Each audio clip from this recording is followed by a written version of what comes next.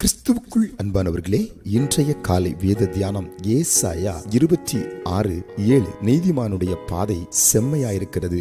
மகா நீதிபரராகிய நீர் நீதிமானுடைய பாதையை செம்மைப்படுத்துகிறீர். அன்புக்குரியவர்களே, இந்த காலை வேளையிலே கர்த்தராகிய தேவன் நம்மை பார்த்து சொல்கிறார், உன் பாதையை நீ பயணிப்பதற்கு ஏற்றபடி நான் செம்மைப்படுத்துவேன். நீ பயணம் செய்யக்கூடாதபடி பாதையில் இருக்கின்ற சகல முட்களையும் கற்களையும் பர்வதங்களையும் பள்ளங்களையும் மேடுகளையும் நான் தகர்த்து நீ பதறாமல் பயப்படாமல் பத்திரமாய் பயணம் செய்து அடுத்த கட்ட ஆசீர்வாத எல்லையை சுதந்திரிக்கும்படி, நாடும் துறைமுகத்தை சுதந்திரிக்கும்படி நான் பாதையிலே உன்னோடு வருவேன். வந்து அதில் இருக்கிற கோணனானவைகளையும் தாறுமாறானவைகளையும் செம்மைப்படுத்துவேன் என்று கர்த்தர் சொல்கிறார். எவ்வளவு ஆசீர்வாதமான ஒரு வாக்கு! கர்த்தர் நம்மை நேசிக்கிறதுனால நம்முடைய பாதையில் இருக்கிற குறுக்கீடுகளை அகற்ற அவர் சித்தம் கொள்கிறார். ஆமென். பாதையில் ஒருவேளை மனிதன் கற்களை வைத்து அடைத்திருக்கலாம். பாதையில் ஒருவேளை சாத்தான் தன் தந்திரங்களை வைத்து